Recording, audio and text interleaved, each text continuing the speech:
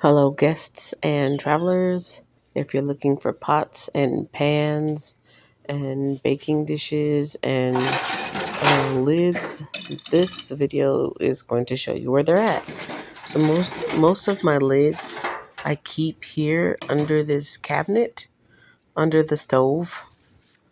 Occasionally there will be a pot here that's not supposed to be there.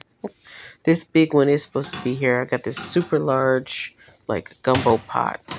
But most of the pots and pans are kept either up here, above the cabinet, above the microwave.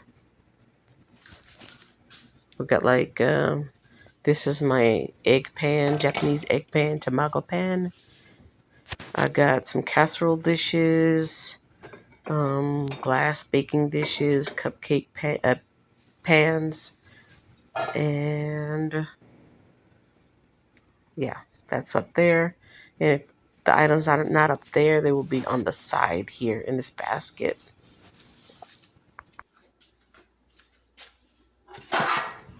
So this is what I have on hand for baking pans.